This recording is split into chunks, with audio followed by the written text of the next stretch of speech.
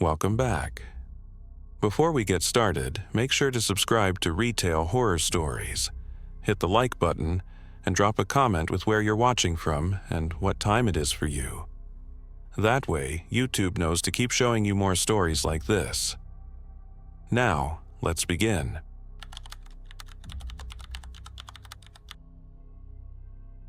Melissa liked the rules of the Walgreens night shift. Lights steady, cooler humming, doors sighing when wind pushed them. She stalked, wiped the photo kiosk, counted down drawers. Quiet made sense. At 1:53 a.m., a man in a winter coat walked in, though it was warm outside. He drifted through seasonal Card's cough syrup. When she asked if he needed help, he didn't answer, only tilted his head like he was trying to catch a sound. Policy said, "Don't confront. Call if you feel unsafe." Melissa pressed the silent alarm under the register. It didn't bring a parade, it just let the precinct know the lone overnight wanted eyes. She lost him for a moment near the back corridor that led to the break room and stockroom. Headlights slid across the glass. A cruiser eased to the curb with no lights. A tall officer stepped out. Uniform sharp, hair clipped neat. He knocked with 2 fingers and offered a small, practiced smile. She buzzed the lock and pulled the door. The hinge squealed like it always did when night air met tile. "Where'd he go?" the officer asked, voice even. "Back hall," she said. "Hasn't come out." "Stay here," he told her, and walked toward the center aisle. His boots kept a steady metronome. Cosmetics, snacks, pharmacy, the shadow mouth of the hallway. He moved like someone who already knew the building. A minute later, another set of headlights. A second cruiser parked straight. A woman officer stepped out, braid tucked tight, flashlight already in her hand. She rapped the door. Melissa pointed toward the hallway and cracked it open. "You already sent someone," she said. He went to the back. The officer's face stayed neutral, but the set of her shoulders changed. "Unit 2-4 is first on scene," she said. "That's me." "No, he's here," Melissa said, then realized she'd never looked at a badge. The uniform had been enough. "Step back," the officer said gently. "We'll check it together." They went under the buzz of the fluorescents. The break room door sat latched.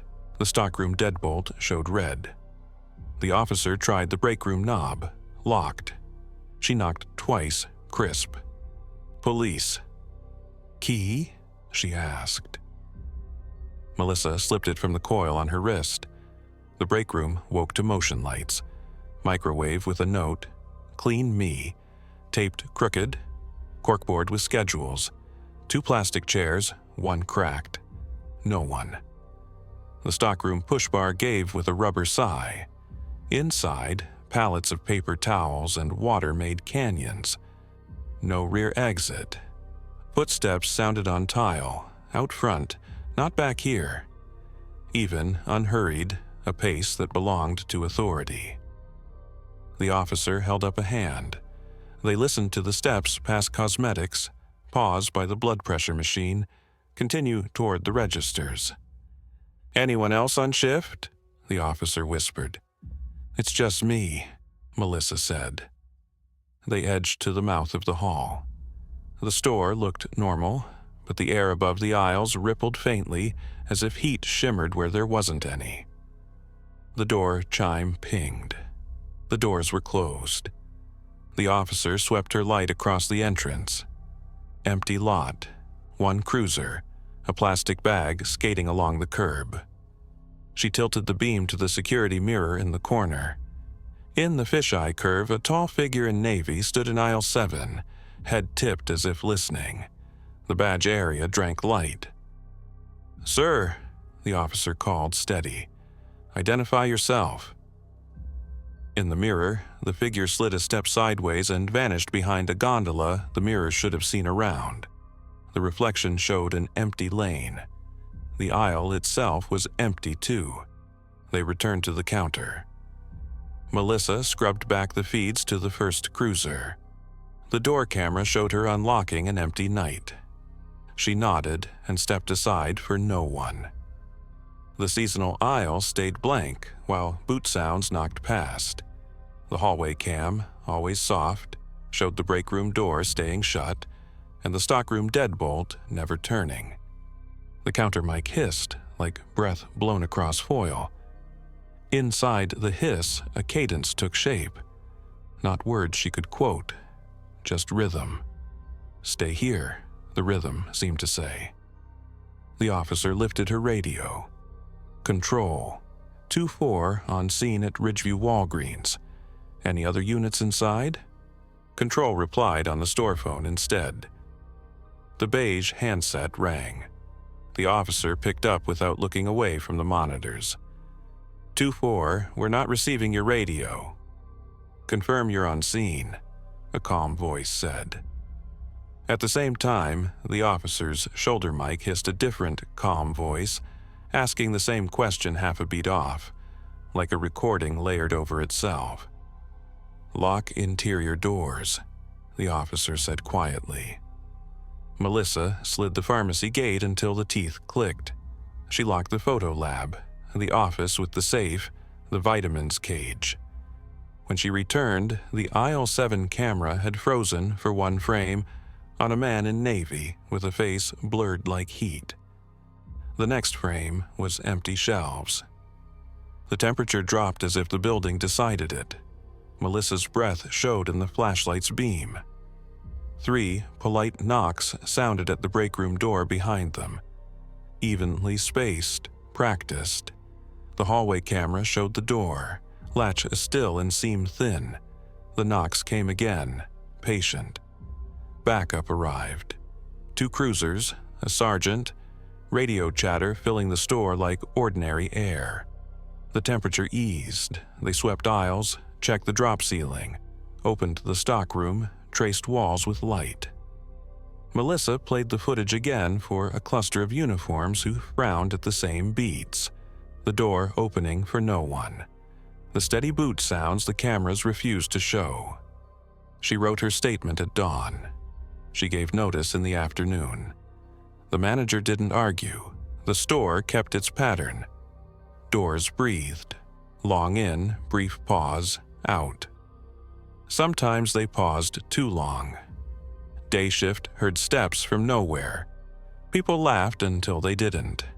A week later, the counter radio that wasn't connected to anything hissed in an empty store. The pharmacist on duty said it sounded like a voice giving instructions. Hold position, wait for assist. Melissa tried to be done with the place. Then, a tech she knew texted a still the system had dumped by accident. The security mirror at aisle 7 caught a tall navy shape, shoulders squared, head tipped. The timestamp matched the minute the drive-through bell chimed for no car. She deleted the photo. What stayed with her wasn't the man in the coat. She doubted he mattered. It was the first officer's stride, like he belonged to the aisles, and they to him. She thought of the badge space swallowing light, the shoulder mic asking questions in a cadence she couldn't place. If something had learned the pattern of help well enough to wear it, there wasn't a lock that would keep it out. Sometimes, falling asleep, she heard the store in her head. Boots on tile, even pace, turn at 7, pause by the blood pressure machine, continue to the door that opens because someone in trouble buzzed it. In that loop, the figure never announces, never leaves, never finds what he came for. He just keeps walking the route he knows, and when the door chime pings for no one, he is already inside, listening.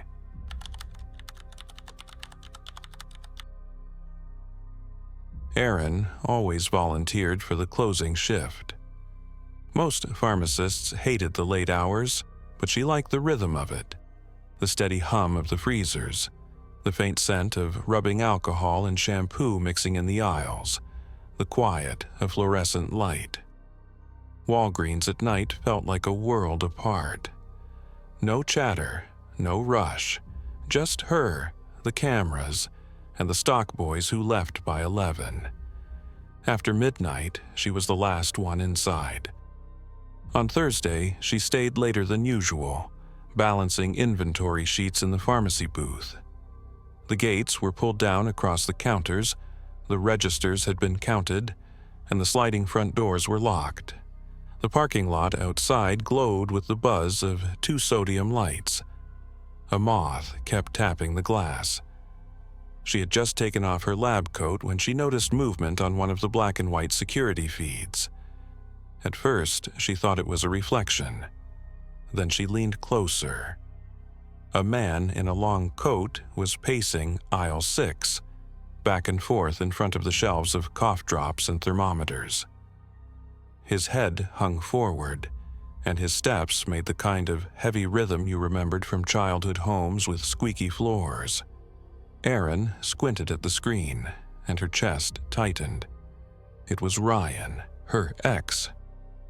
Months had passed since she'd seen him. The restraining order was supposed to have ended it.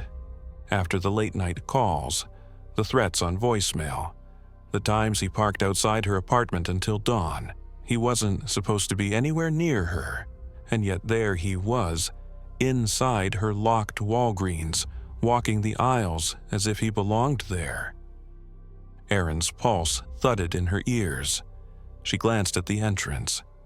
Still locked, the red "closed" sign suction-cupped to the glass. No alarm had gone off. She turned back to the screen. Ryan wasn't in aisle 6 anymore. He was in cosmetics now, standing in front of the lipstick display, shoulders squared to the mirror. His head tilted just slightly, like he was watching her through the camera. She flipped to the next feed, frozen foods. He stood before the glass doors, breath fogging the surface. Another camera? Seasonal aisle? He was trailing his fingers along the plastic pumpkins, slow as if savoring the touch. It made no sense. He couldn't be in 3 places at once. Her fingers fumbled for the panic button beneath the counter. She pressed it hard. The system beeped faintly, a confirmation chirp. She stared back at the screens. Ryan was still there, everywhere. The minutes stretched. Each time the monitors cycled, he appeared in a different spot, sometimes moving, sometimes perfectly still. Her hand hovered over the phone, but before she dialed, headlights swept the parking lot. A cruiser rolled up, red and blue lights flashing. Relief loosened her jaw. 2 officers approached the glass doors. Erin hurried to unlock them, nearly tripping over herself. "He's inside," she gasped. "My ex." "He's in the aisles. I saw him on the cameras. He won't leave." The taller officer flicked on his flashlight and nodded toward the back. "Stay here," he said.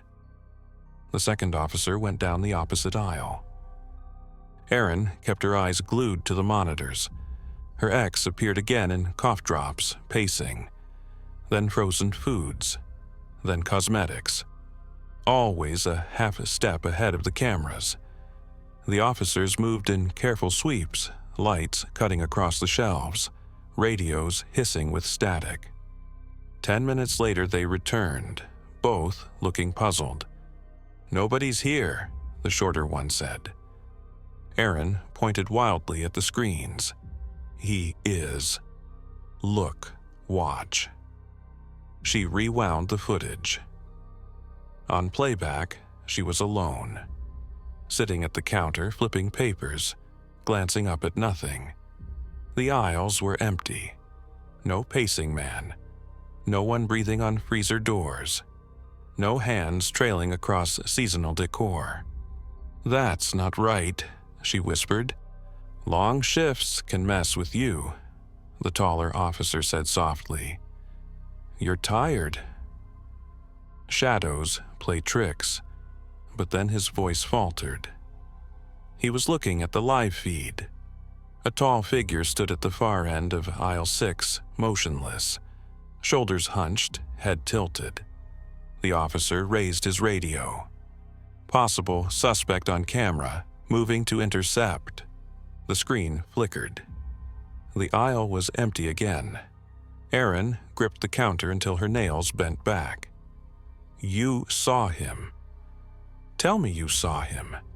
The officer nodded once, jaw tight. "We'll check again." They swept the store a second time, methodical, opening stockroom doors, rattling bathroom handles. Empty. Always empty. Erin refused to move from the booth. Every hair on her arms stood up, and she could swear the air pressed heavier against her shoulders, like someone leaning just out of sight. She had the sickening sense that if she stepped into the aisles, he'd be waiting around the bend, grinning the way he used to when she'd finally pick up his calls. The officers returned a final time, frustration showing now. "We can't find anyone," the shorter one said. "Stay in the booth until morning staff arrive. Lock what you can." They left her alone again. Erin lowered the pharmacy gate and sat trembling behind the monitors. The screens cycled steadily. Cough drops, cosmetics, frozen foods, seasonal. Empty, empty, empty.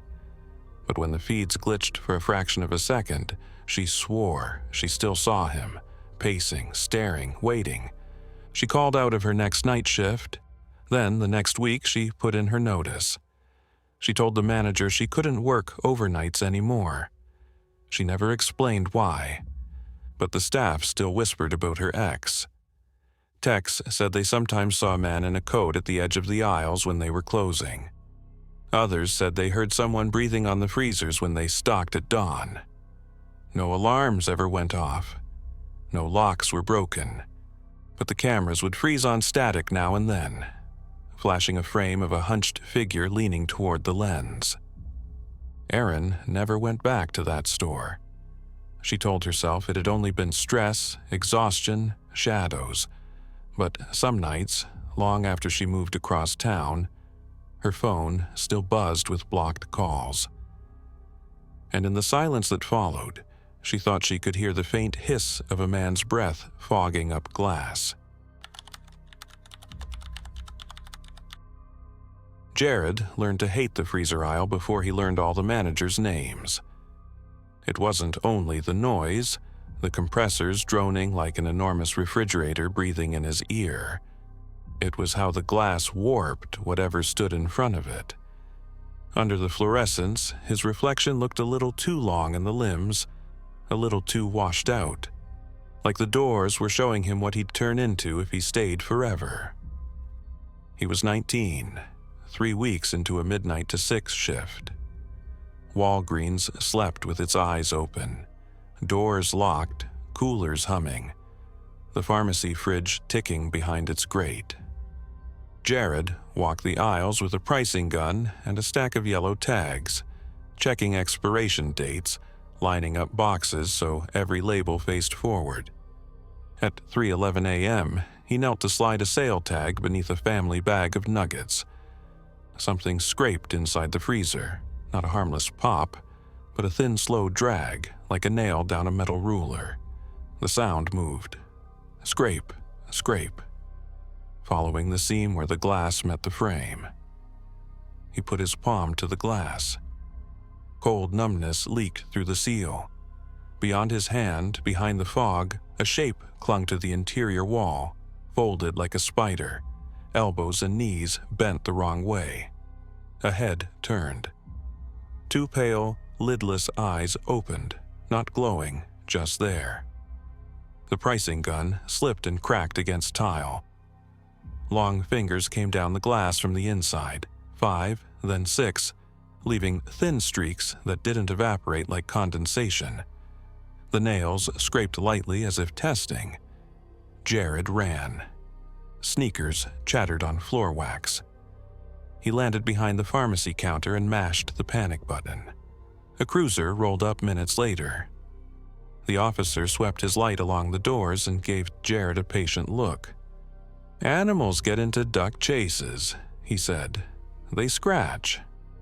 "Animals don't look at you," Jared said, but softer, because saying it louder made it sound untrue. They found nothing. After the officer left, Jared stalked toothpaste for half an hour just to be anywhere else. The list dragged him back to Frozen. He went because the list said so. At 3:43, the light stuttered. Every door fogged at once. On the inside of the fog, as if traced by an invisible fingertip, arcs appeared. One, another, then a fan of splayed prints. Not fingerprints. Too long, too jointed. The closest door thunked from within. A bag slid off a shelf. A round, clear patch bloomed in the fog, the size of a face.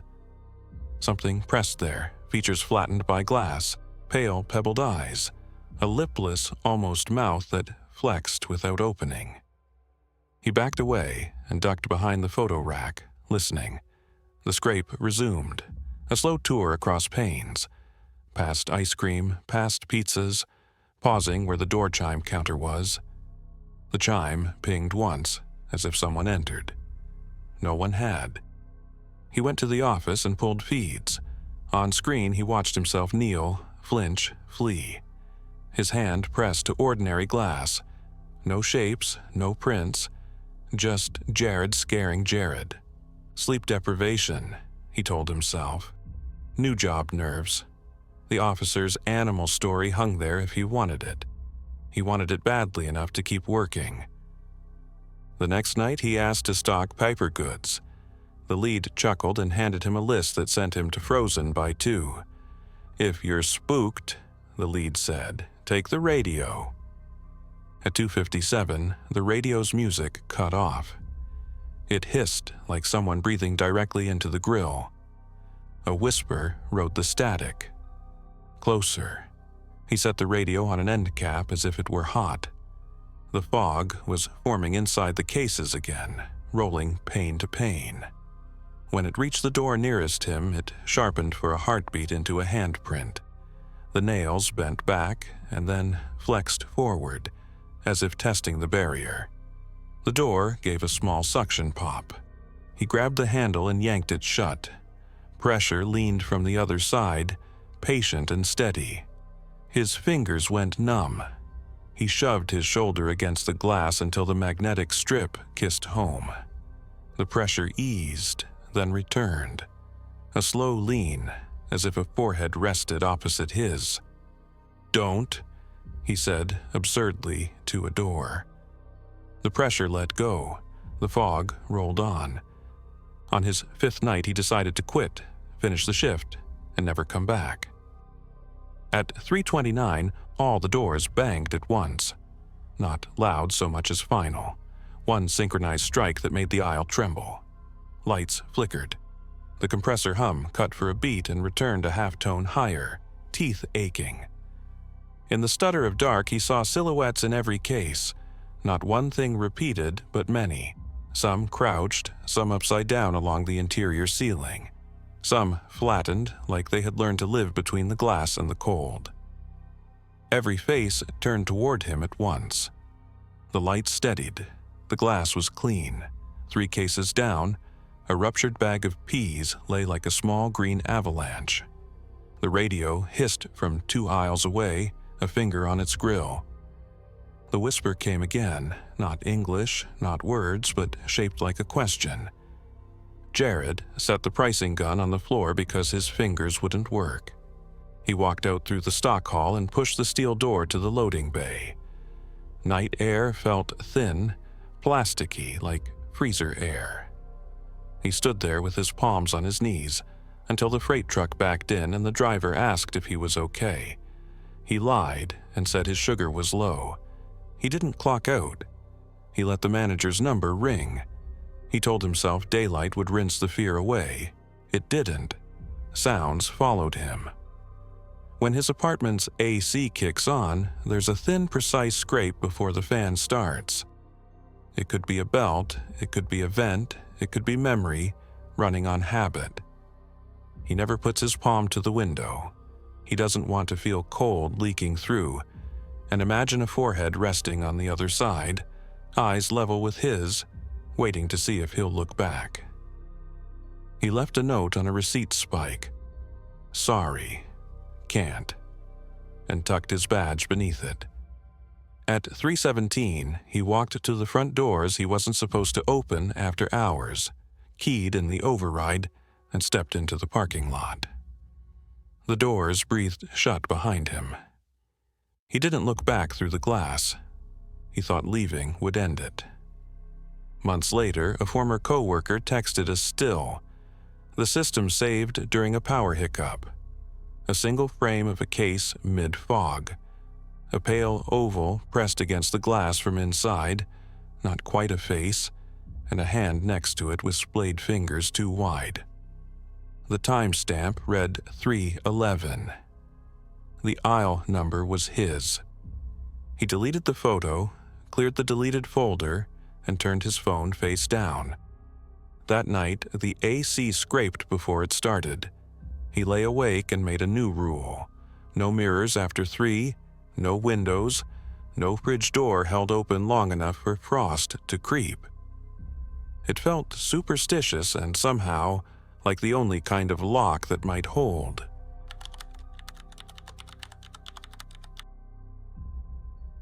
Holly didn't mind the quiet parts of the Walgreens night shift.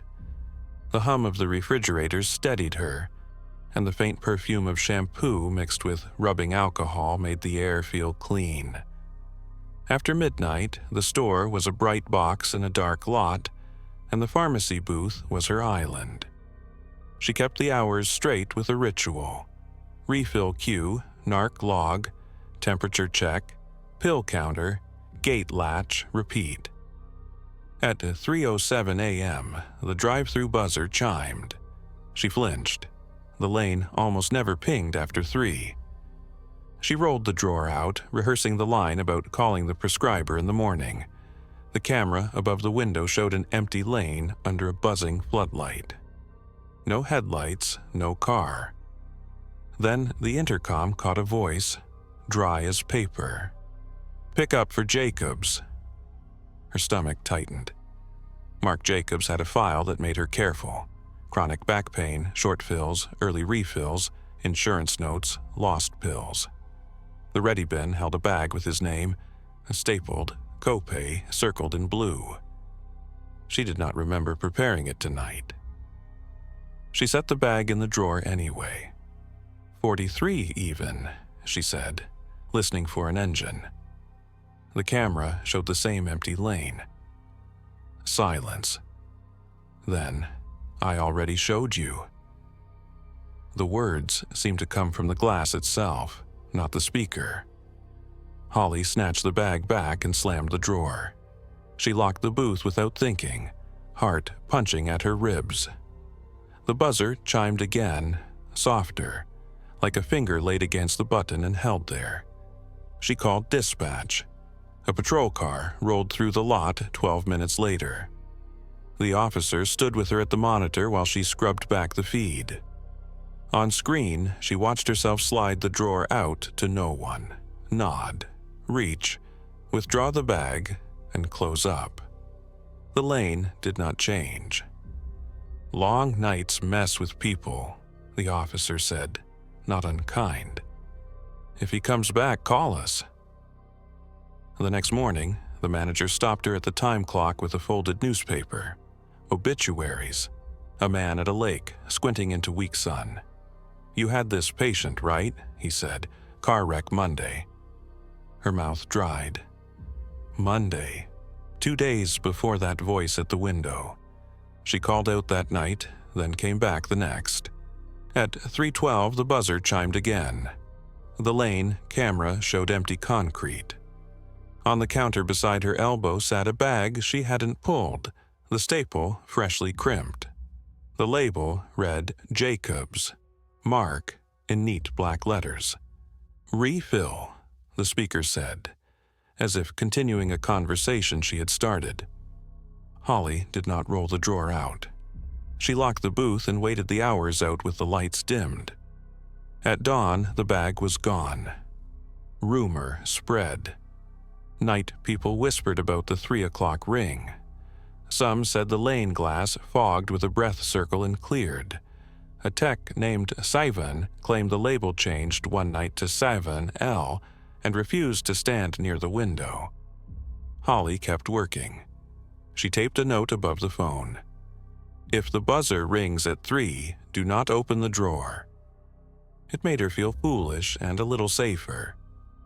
It held until a Thursday when an elderly woman pounded on the front door at 2:50, frantic for antibiotics. By the time Holly processed the script and soothed her, the clock had slid past 3. The buzzer chimed.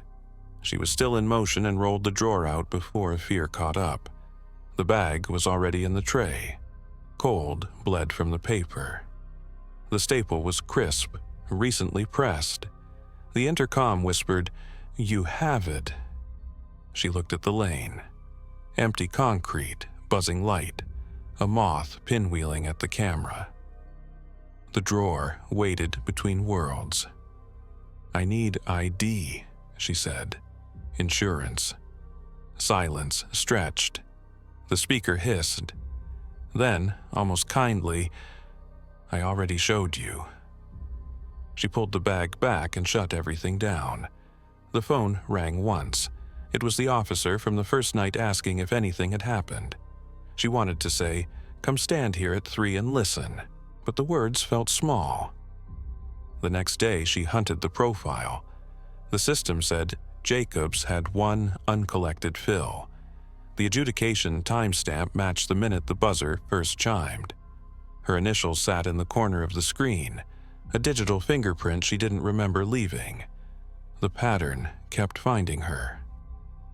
3 nights later, she heard a soft, rhythmic tap from the drive-through glass. 3 knocks, a pause, 3 knocks, patient as a pulse. She set the handset down and listened to the sound travel through the booth like it belonged to the building. When she looked at the monitor again, a round fog circle sat on the glass at face height. It faded as she watched, as if someone had taken one long, calming breath. She started seeing him where only reflections should be. Not his full face, just a suggestion of a cheekbone in a smear of glare, the curve of a lip printed in condensation, the set of shoulders belonging to a man waiting his turn. In the mirrored cabinet above the pill counter, a shape would stand where there should be only shelves. When she turned, there was nothing but amber vials lit like honey. She lasted 2 more weeks. On her last night, she printed a blank label as a test and fed it into the old machine that always jammed. The printer stuttered and spat the sticker out. Crooked, it read Jacobs Mark. She hadn't typed anything. At 3:09, the buzzer chimed. She did not move. At 3:10, it chimed again, longer. At 3:11, the intercom crackled and a sound like a man clearing his throat filled the booth. "Do you want it?" the voice asked. "Or should I keep it?" The question landed like a weight. She found her voice. "Keep it," she said, because whatever sat in that lane, whatever knew the cadence of her work, had already taken more than she wanted to name. The camera flickered once. For a heartbeat, the lane wasn't empty. It showed the silhouette of a driver's side window and the faintest reflection of a face. Hers, and not hers, and behind both another that matched the obituary photo. Then the feed cleared to concrete again. Holly wrote her resignation on a scrap of receipt paper and slid her badge into the drawer she hadn't opened. She finished the narc log because she couldn't leave that messy. She turned the booth light off and watched the store from the threshold. Aisles aligned, labels perfect, doors breathing open for no one. She left through the stock hall into the blue hour before dawn, and the buzzer chimed once more behind her. People who work there now say the drive-thru is a timing thing. It rings at 3, and if you open the drawer, a bag will be waiting, cold through paper. Sometimes it says Jacobs. Sometimes it prints your name. The rule above the phone is still there in newer handwriting, and the camera, if it glitches just right, will hold a frame of a face reflected in the lane glass. Patient, tired, as if the night itself is asking for what it is owed. Walgreens, after midnight, had a rhythm most people never thought about. The overhead music cut to a loop of soft instrumentals. The automatic doors breathed open only once every hour, and the security monitors cycled through quiet aisles. To the overnight clerk, Alex, it felt almost safe. Sterile, even. But routine only worked until someone broke it. The first time Alex noticed him was on a Wednesday, around 2:30 a.m. The store was empty. He'd just finished facing shelves in the snack aisle when the cameras above the register pinged for movement. A man in a gray hoodie appeared on the feed, walking slowly down household cleaners. He didn't grab anything, just kept his head bowed, hood shadowing his face. Alex leaned closer to the screen, trying to catch details. The man paused at the end cap, turned toward the camera, and looked up. His eyes flashed red in the grainy footage, bright, unmistakable. Alex blinked hard and rewound. The man was still there, but his eyes looked dark and normal now. He shook it off as a camera glitch. But 20 minutes later, another ping. This time, the man was in cosmetics, moving deliberately between displays. When he looked up again, the same red reflection lit his eyes, like a predator caught in headlights. Alex walked the aisles himself, pretending to restock. Every corner he turned, he expected to see the hooded man. But the store was empty. No footsteps, no shadow. When he returned to the counter, the monitor showed him walking the aisles, alone. The next night it happened again. Same man, same hood, same red eyes burning into the lens. Only this time, the recording glitched. When Alex rewound, the background had changed. Instead of Walgreens aisles, the feed showed daylight, sun spilling across an unfamiliar room. The man stood in the middle of it, staring straight ahead, as if the camera had followed him somewhere else. Then the screen cut back to the store. Alex reported it to the manager the next morning. The manager shrugged. Probably interference. Those cameras are cheap. But Alex couldn't shake it. Each night the man appeared in different aisles. Sometimes frozen foods, sometimes seasonal, sometimes standing perfectly still in front of the pharmacy counter. Always at the edges, always watching, and always the eyes. By the fourth night, Alex started keeping the monitors off, telling himself that what he couldn't see couldn't bother him. But the motion pings kept coming anyway, a sharp beep every time the system picked up movement. Household, cosmetics, snacks, frozen. His nerves stretched thin with each alert. At 3:11 a.m., the door chime rang. Alex froze. No one ever came in at that hour. He crept around the corner. The glass doors were shut, locked, but beyond them, in the empty lot, stood the hooded man. Still, waiting. Alex backed away, throat tight. When he glanced at the monitors again, the man was inside now, walking calmly down aisle 3. He hit the panic button. Minutes crawled.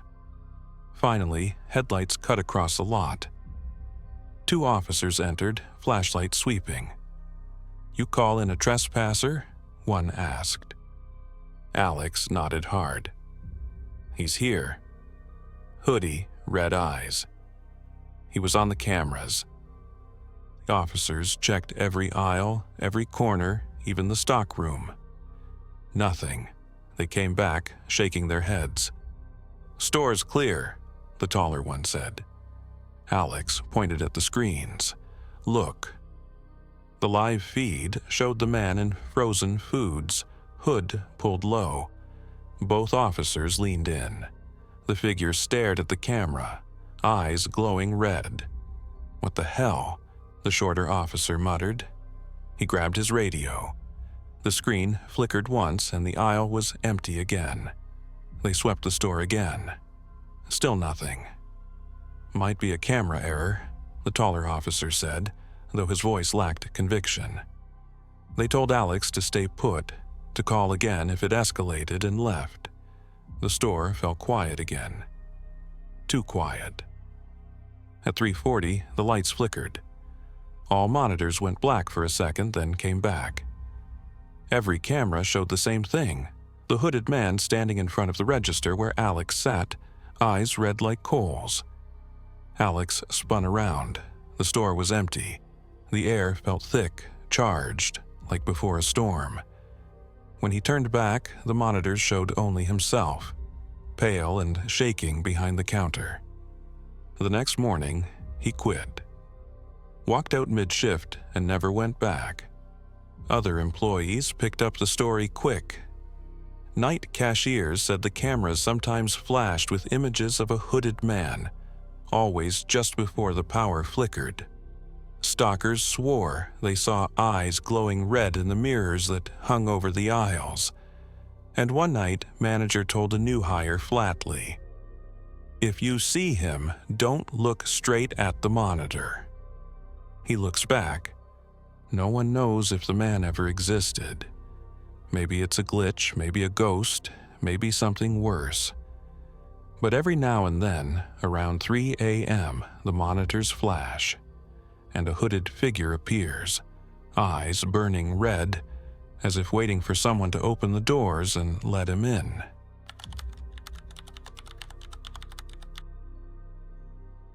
Nadia knew the cosmetics aisle by muscle memory. Maybelline left, L'Oreal center, fragrances behind plexi. Lipsticks were worst, smeared testers, broken tips, tiny mirrors fogged with breath. Each night she wiped, zip-tied, straightened, and tried not to look at her own face in the glass. He first came at 1:58 a.m., right after the bar let out.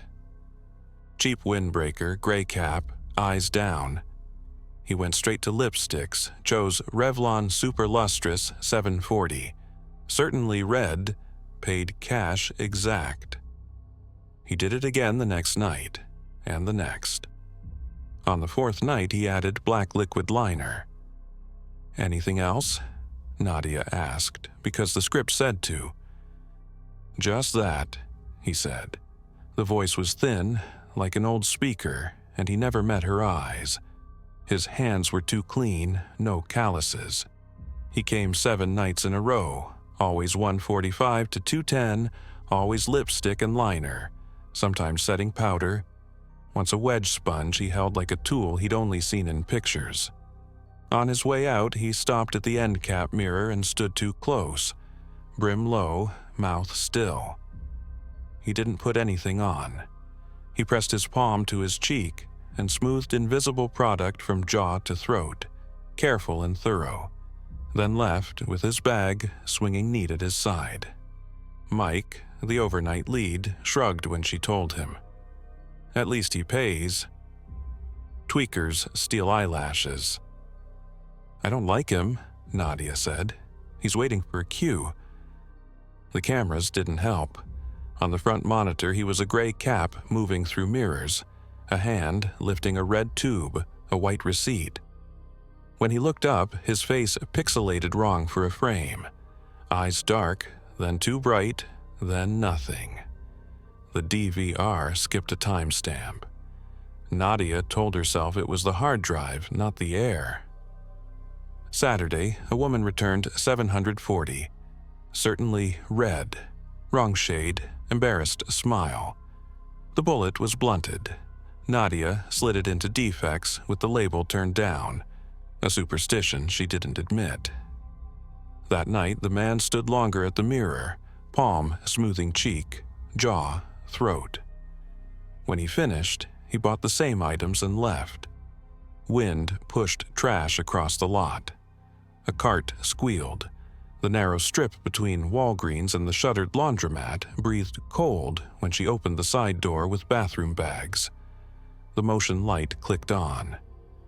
He stood at the corner where brick met glass. Not close enough to panic, not far enough to ignore. Without the cap, his hair lay too flat, too uniform, like it had been printed on. "Sir?" "We're closed," Nadia called, because saying something felt safer than saying nothing. He pressed his palm along his cheek. When he pulled away, a clear thread stretched between skin and skin, caught the light, and snapped back. She should have shut the door. She stepped closer. "Are you okay?" "Just that," he said. Same words he used at checkout, same cadence. The voice sounded thinner outside, like air through plastic. He hooked 2 fingers under his jaw and tugged. First, nothing. Then the edge of his face peeled, like lifting a sticker you've lifted before. Brief resistance, then a soft give. Skin came away in a curve, revealing a gray underlayer that wasn't muscle or fat. Matte, primer flat. No blood. Just blank that absorbed light. Nadia made a sound she didn't recognize. He kept going, calm, patient, peeling to the ear and down the throat, smoothing the loose edge when it curled. The piece hung and then laid itself back down neatly, as if magnetic. The seam vanished. He glanced through the window at the mirror inside as if checking his work. He blinked. The blink was wrong. No lids, just a ripple across the eye surface. The motion light died. They stood in night, the side door a rectangle of pharmacy glow. When the light snapped back, he was closer without having moved. "I could return these," he said, holding a small white bag she had stapled 2 hours ago. Red lipstick, black liner. The receipt folded inside. "We don't take opened cosmetics," Nadia said, gripping policy like a rope. "Health code?" he repeated, trying the shapes. "Health. Code." He touched the line along his jaw where he'd lifted the edge. His fingers shone faintly. He rubbed thumb to forefinger, memorizing texture. The light went out again. In the beat of dark, adhesive let go, only a little. The seam along his jaw silver when the light returned. He didn't fix it. He tucked the bag under his arm like a man who'd just been told a rule he would follow because it was easier than arguing. "Store's closed," Nadia said. "You need to go." He nodded the way someone nods when they've learned to nod.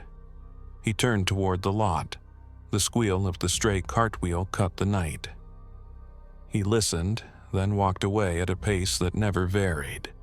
The motion lights tracked him zone to zone until he was suggestion more than figure, then gone. Inside, Nadia locked the door and braced her hands on the sink until her pulse slowed. She stacked good lies. He was high, she missaw. Motion lights skip. Faces look wrong under bad bulbs. Makeup can do anything if you blend long enough. At 1:56 the next night he came again. Same windbreaker, same direct walk.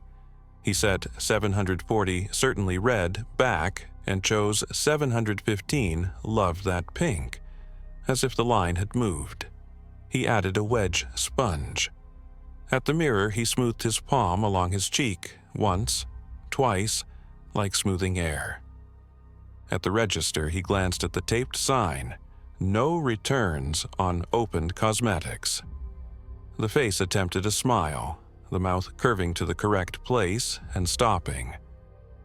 "Anything else?" Nadia asked, because the script holds even when nothing else does. "Just that," he said, sounding a fraction closer to normal, as if practice could make a person out of anything. He left. The end cap mirror caught him at an angle that flattened features and deepened seams. For a second, the glass showed too much. Nadia turned the mirror to face the wall and asked off cosmetics. Mike told her to write it on the schedule. She worked 2 more nights. On the third, the mirror had been turned back again, square to the aisle, catching anyone who stood too close. In its fisheye curve, halfway between lipsticks and liner, a face looked out with patient concentration, as if learning the rules and ready to follow them forever. On her last overnight before switching to days, Nadia found a white bag on the cosmetics counter with no sale logged for it. Inside sat $740, certainly red, black liquid liner, and a folded receipt stamped with the correct time and her register number. The customer name field was blank. The associate line read Nadia. She checked the cameras. The monitor showed her aisle, quiet, neat. In the end cap mirror, for one skipped frame, 2 figures stood where there had been none, one wearing a gray cap, the other with her posture exactly. When the frame cleared, the mirror faced straight again, patient as glass.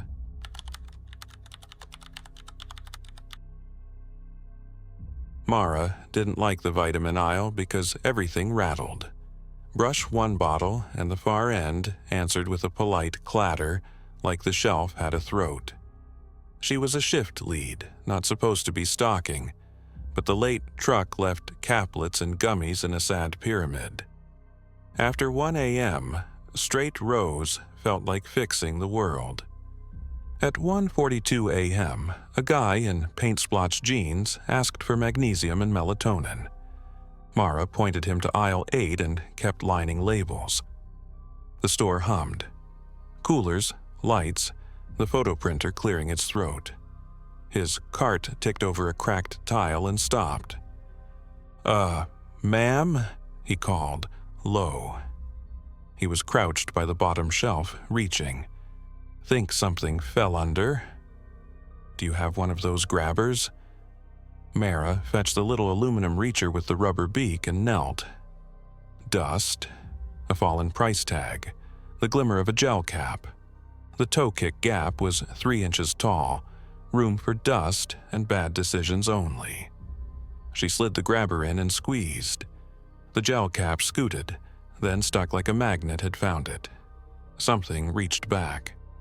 A pale shape eased into the gap and tapped the metal beak. Tap, tap, tap. Mara swallowed. "Back up," she told the customer, steady. She pulled the grabber out. The beak scraped. Something tapped it once more as if to be polite. The customer stood, hands hovering over his cart. "What was that?" he whispered. "Zip tie," she said, "because people like nouns." She slid her palm against the kick plate. It flexed and squeaked. From the gap, a curve of fingers, too long by a joint, unfolded to touch the back of her hand. Cold skated across her skin like the idea of cold made real. The fingers withdrew. Something skittered away, purposeful. "We're stepping away from this aisle," she said. He nodded, too fast. He left without magnesium. The automatic doors breathed him out. Mara returned with a flashlight and a broom handle. She angled light into the seam. Dust flared like galaxies. Nothing else. She rapped the kick plate. The sound traveled, dull, like knocking a wall in a house you don't own. Behind her, a bottle ticked, then another. A ripple moved the length of the shelf, a wave of plastic and labels that faded at the end cap. On the counter, she left herself a note, "Check toe kicks," because writing made it belong to a list instead of to her. At 2:15, Damien clocked in, headphones around his neck like a life ring. "You good?" he asked. "Don't reach under shelves," she said, "even if you drop your knife." "Cool," he said. with the confidence of someone who hasn't learned night rules. They worked opposite ends, she in health, he in frozen. Around 3, something knocked twice from the bottom of aisle 8, courteous knuckles. Mara found duct tape and began sealing the seam where kick plate met tile. Not policy, not pretty, but a line is a line. Halfway down, the tape bulged. A slow pressure pressed from the other side, like a forehead testing glass. She kept taping. The bulge subsided, returned 2 feet ahead, pacing with her. The old camera system fed 4 monitors above the register, one always rolling and one always too dark. At 3:11, the too dark monitor brightened for a single frame, the vitamin aisle from the low shelf cam maintenance had added after a teen hid there. For that frame, something pale moved sideways under the kick plate, belly to tile, elbows and knees wrong. Then static. The rolling monitor clicked to entry, empty doors breathing. "Did you see that?" she called. "See what?" Damien's voice came thin from frozen. She tried to freeze the frame. The system slid past like a page her finger couldn't catch. At 3:23, the blood pressure machine in aisle 7 woke and told an empty seat to relax. Bottles and vitamins shivered left to right, like a gentle hand dragging along their backs. The sound was faint, agreeable. Her skin crawled with the politeness. A smarter person would call the police and wait outside. Nights teach you, cops come, see nothing, write a number. The store still opens at 8. The aisles still have to face forward.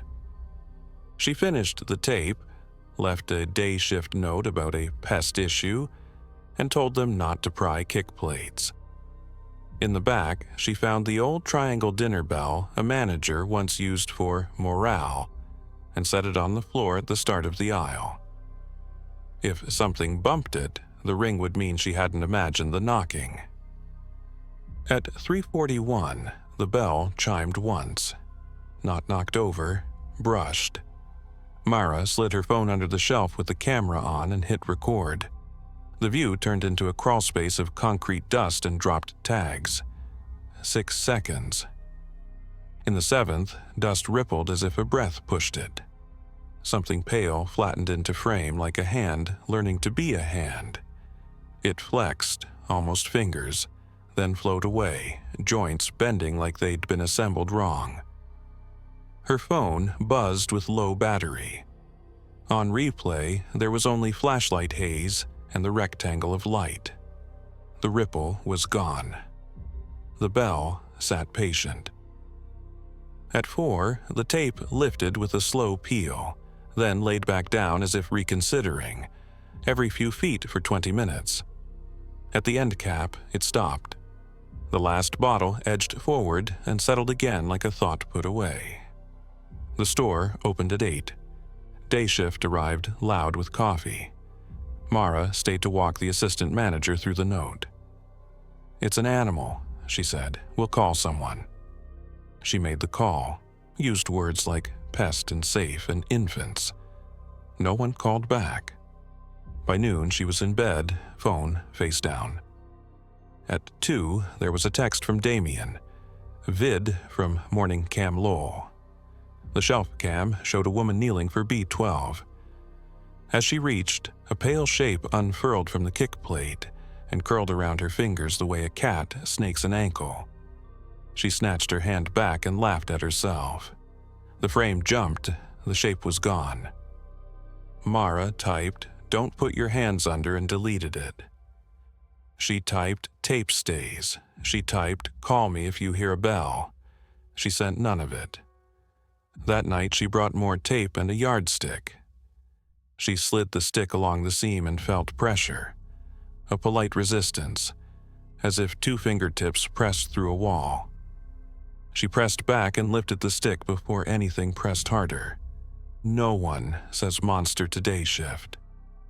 The note about pests became an invoice on a clipboard. the tape blackened with dirt and stayed. People bought vitamins. People bent for what they dropped and found their hands dusted, nothing more. And yet, sometimes past 3, the blood pressure machine spoke to no one. Sometimes the bell chimed once and then refused to chime again, even when she kicked it. Sometimes the tape lifted and laid down as if it breathed. The aisle rattled like always. The store hummed. And beneath, in the polite dark, something learned the shape of hands by touch, practicing at the seam until the line held or it didn't.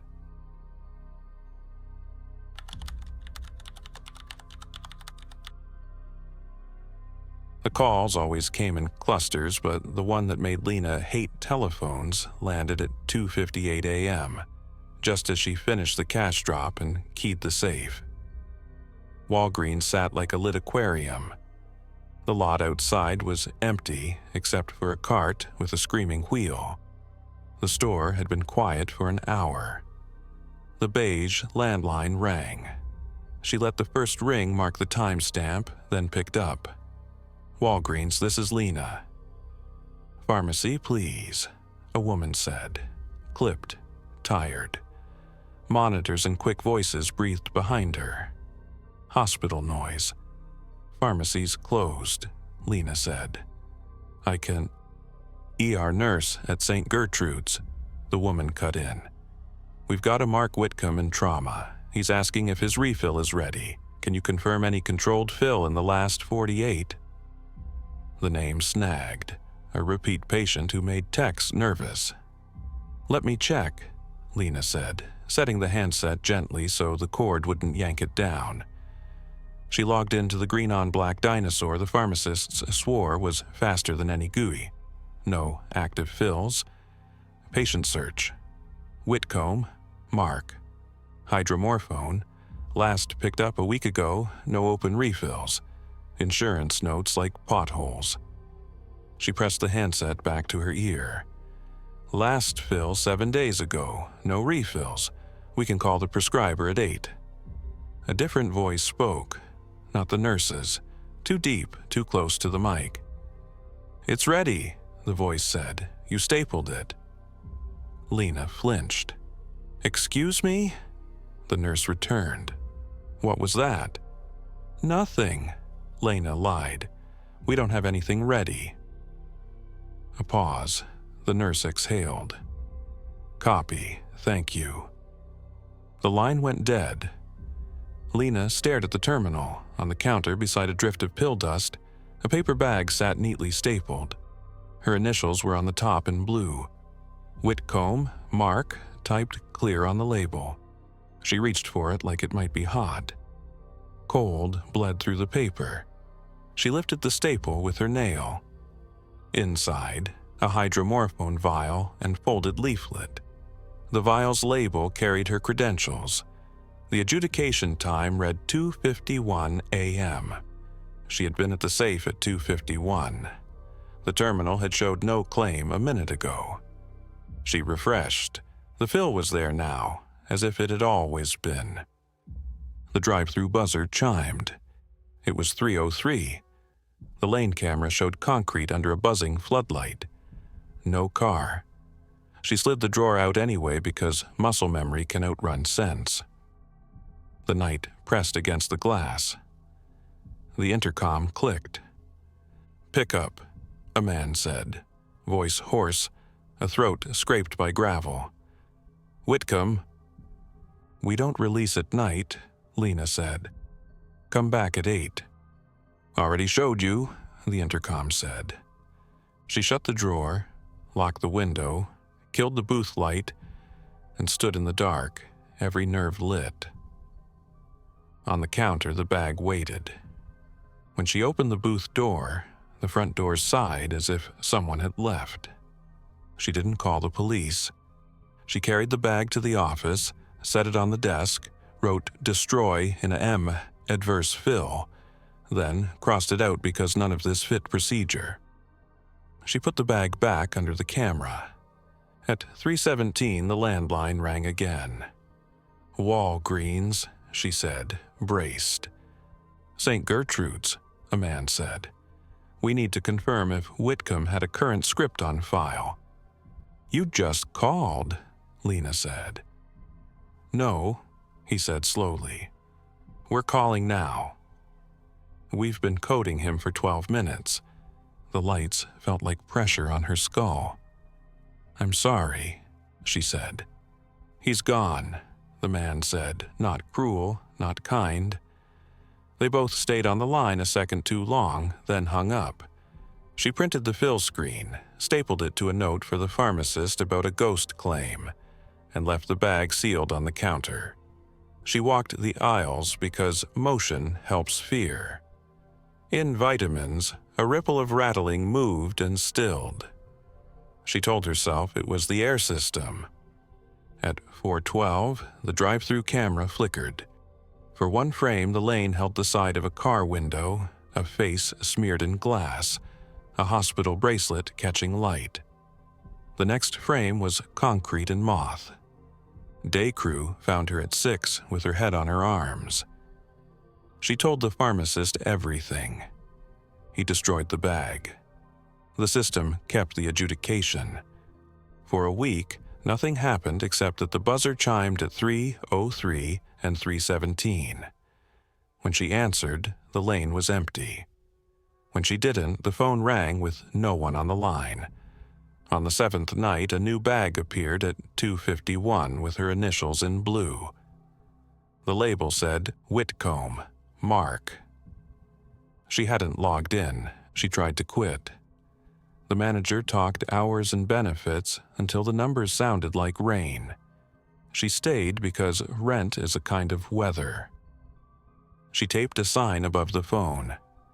If ER calls after 2:45 ERE, Whitcomb, take name and hang up. If bag appears, do not release. Ask the people who came after, and they'll tell you two kinds of stories. In the first, nothing happens but a feeling. Hospital air, a tiredness that isn't theirs, the sense someone is waiting with good reasons. In the second, the camera glitches, and a hand appears in the drawer for one frame. Wristband, IV tape, a bruise blooming like a map, and the bag slides untouched a half-inch toward the window. Lena lasted to the end of the quarter and moved to days. Daylight changed the math until it didn't. One afternoon, a hospital number called at 2:58, and a woman asked if they could confirm a fill for Whitcomb for family records. The beige phone went heavy. We can't share without authorization, Lena said. On her break, she watched heat make the air wobble. Across the asphalt, the drive-through window looked like a wound the building had learned to live with.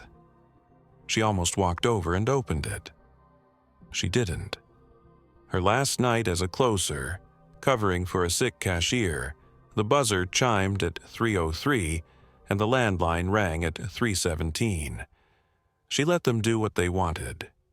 At 3:19, she set a note in the booth. If a man says he already showed you, say you believe him. Lock the window. Do not open drawer. Sometimes rules are prayer. Sometimes they're the last boundary you can draw with your hands. Months later, managers told new hires not to worry about ghost stories. The camera still hiccuped on a frame now and then. A car window's reflection with two faces layered, one like hers, one like the obituary photo. The system logged adjudications at times no one typed. Bags with no associate appeared and were destroyed, and insurance thanked the store. If Lena dreams now, she dreams in the sound of a landline and the courtesy of hospital voices. In the dream she answers and someone says, "We're calling to confirm," and she says, "It's ready," and they both mean different things and both are correct. In the morning, she puts on her badge and thinks of the rules she made in the dark, and how faithfully the dark kept them.